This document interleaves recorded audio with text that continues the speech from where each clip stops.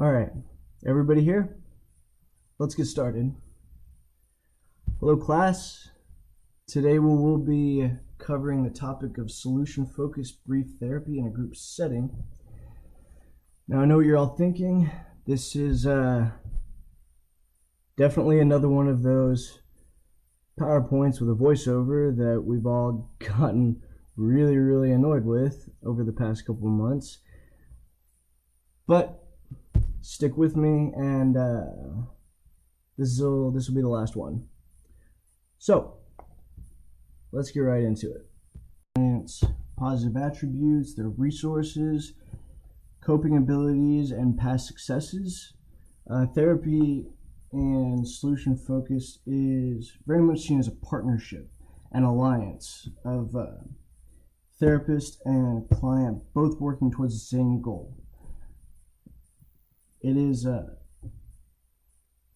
strongly based in social constructivism, which is the philosophical concept that we create our own realities. There is no objective universal truth. And in this regard, it views the client as the expert. And to start off our discussion on strengths, we are going to start out with a quick clip from a TED Talk discussing emphasis on strengths. How many of you are parents? Okay, you're part of the problem. Gallup asked this question of parents. Your child comes home with the following grades: English, A; Social Studies, A; Biology, C; Algebra, F. Which grade deserves the most attention from you? The question doesn't say if you pick one grade, you must henceforth ignore all others. It just says, hey, look, as a parent, you've only got one thing to invest in your child: your time. Where will you spend most of it? 77% of American parents say the F. So the sad fact is that most conversations around most kitchen tables or dinner tables in this country are around the child's flaws and failings and how to fix them. Most children in this country are characterized by the people who love them the most by who the child isn't, rather than who the child is.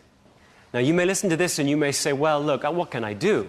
The school system is set up to focus on the F. I can't let a kid fail a class. Now, first of all, I'd say that wasn't the question. The question just says where you spend most time. You can't ignore the F.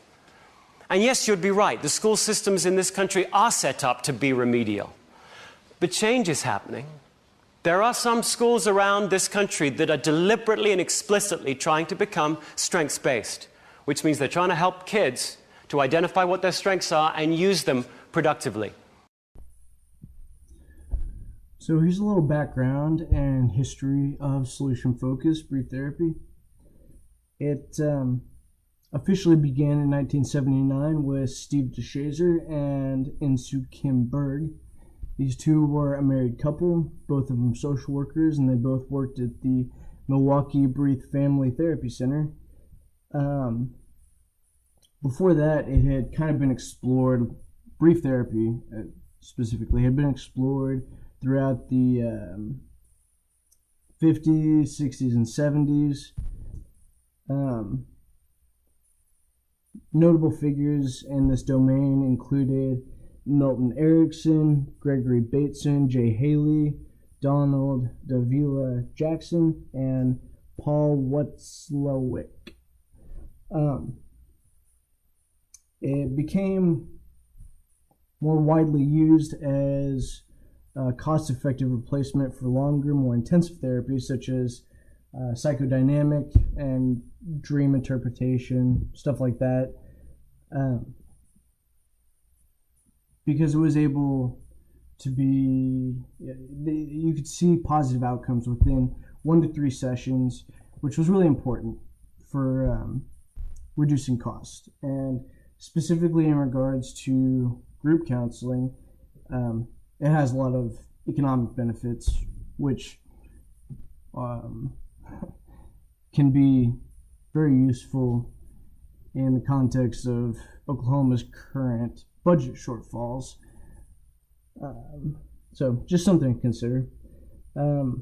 Its applications, which, research is ongoing, and we're really finding out more and more as each study comes out. But most of the evidence right now points to its application in the fields of substance abuse, school counseling, family problems and dysfunction, and just kind of general biopsychosocial health, getting people motivated to change, and increase their wellness. Nowadays, there are solution-focused brief therapy centers in Colorado, New Mexico, North Dakota, Illinois, Massachusetts, and Wisconsin. A lot of programs include solution-focused in their potential therapy techniques, but there are some centers devoted specifically to solution-focused. Okay, in this slide, we have listed some of the major tenets of solution-focused brief therapy. I'm not going to read all of them to save time, but one of the very important ones is that small steps lead to big changes. When we can get clients to succeed and achieve these small, tangible, and realistic accomplishments in their life, this helps to give us an idea of the solutions that we can tailor for their specific wants and needs. Another technique is the pre-therapy change. So in solution-focused therapy, the fact that a client has made an appointment to come in is the first indicator that they are ready to change, or ready to really think about changing for good. So we can look at the changes that occur between the client making the appointment and when they actually arrive, and kind of use that also to assess, what stage of change they're in. Next is questions. Questions are obviously very important for solution focused, but the most important aspect of them is how they're delivered. They have to be genuine. They have to convey empathy and caring and kind of a sense of not knowing. As therapists, we are not our clients, and from this perspective, we don't know what's best for them. They do. They're the experts. So we need to take this role of not knowing, viewing them as the experts, and asking questions to really get a grasp on what we need to do and what solutions are manageable. Scaling questions, basically on a scale of 1 to 10, what's your problem look like? 1 being the worst, 10 being not a problem at all, barely affects my life. So we can use this to not only assess how intense the client's problem is in their life, but also to assess their resilience, their coping mechanisms, and their goals. So we can ask, what keeps it from being a 4? How do you keep it from being a 4? And the answer to that question gives us an idea of the coping strategies and exceptions that this person has in their kind of toolbox. And asking, what can we do to get it to a 6, just gives a basic idea of concrete steps we can take that lead to bigger changes, which is obviously the end goal.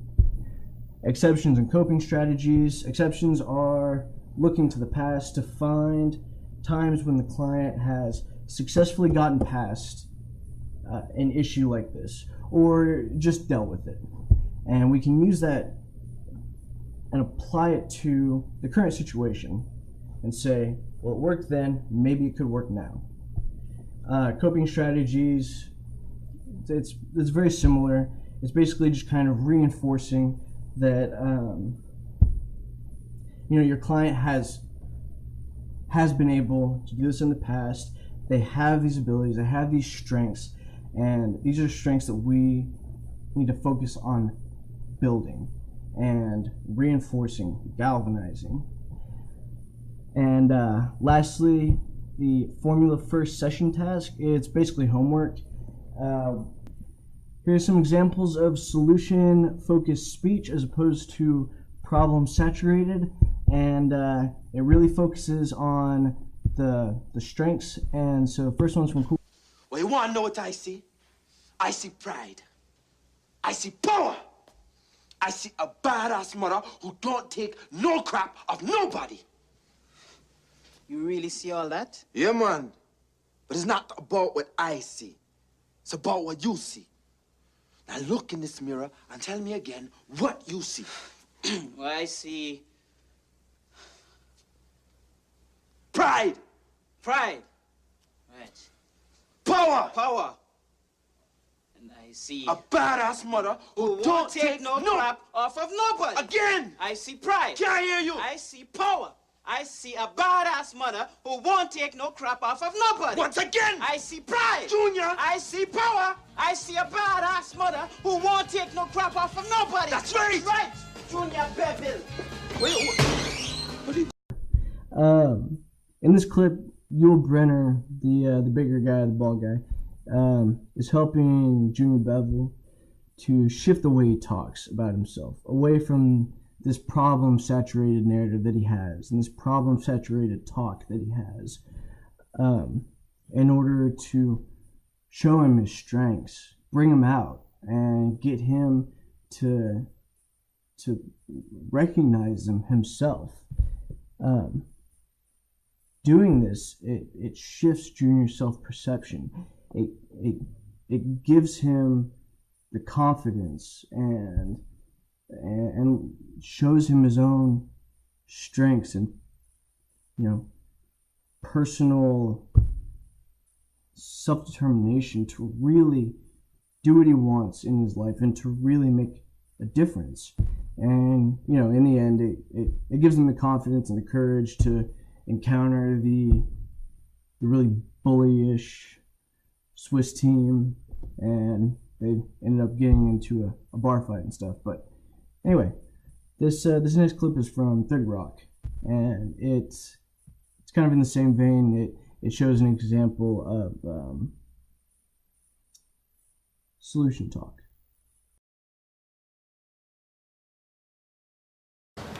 You go in there and show them. Make mommy proud of her big boy because he's the best. Just do it. Is it in you? I'm loving it. Are you okay? Oh, I'm sorry. I was just, Were you psyching yourself up in the mirror? I do that sometimes before I go to a party where I don't know a lot of people. Oh, stop sweating, you idiot. What is wrong with you, you stupid bitch?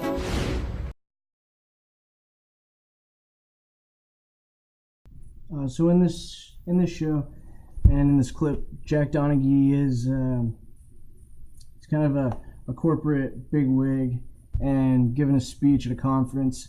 So he's looking in the mirror and he's psyching himself up, real intense. And this is just an example of the kind of speech that you would want to use in solution-focused therapy. That not necessarily like so intense, but focused on strengths, focused on building up your abilities, and maybe even touching on some points in the past when you've been successful, and bringing that into the here and now, and just really focusing on those and bringing them out. And it's also hilarious. Liz comes in with kind of like a little flashback to her problem-oriented speech of just totally bringing herself down. And yeah, so it's an interesting juxtaposition between the two of those. So, if you read the entire chapter, which obviously everybody did because we're all awesome students, then you'll know that solution-focused brief therapy and motivational interviewing are very closely intertwined. They have a lot of similarities. Specifically, they are both kind of based on the stages of change model, which includes pre-contemplation, contemplation, preparation, action, and maintenance.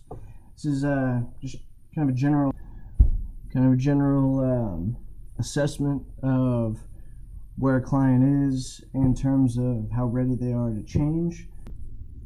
Another important similarity between the two is their emphasis on getting on the side of the client. It's not intended to be oppositional like some other therapies are. They're very much wanting to send the message that they're on the client's level, they're on their side, they're working with them, seeing the problem from their perspective, and really working towards the same solutions with them, as opposed to they really don't like using diagnoses and labels. They feel like, in the strengths-based perspective, which they both are founded in, diagnoses and labels are kind of a way of dehumanizing the person, and that's really not what they're going for. They really want to bring out the humanity in a person, make sure they're not defined by their label, and get on their side, get on their level, and work together. So, I believe that's the end of our presentation. Thank you very much for listening. Sorry, I know. Alright, yeah. Fuck it.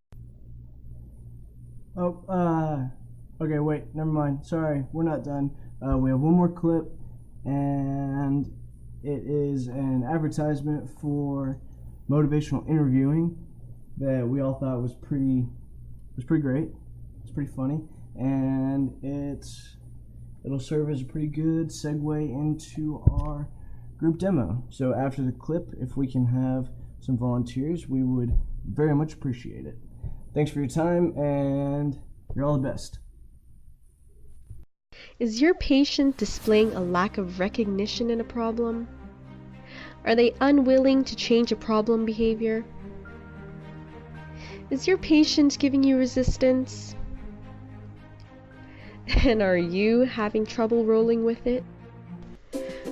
Try the original formula of motivational interviewing, complete with empathy expression, discrepancy development, argument avoidance, resistance rolling, and self-efficacy support. Just apply your focus on your patient and their thoughts to ensure that they'll be the ones in charge in your client-centered partnership together. Wash away and be sure to remove your accusations from your patient.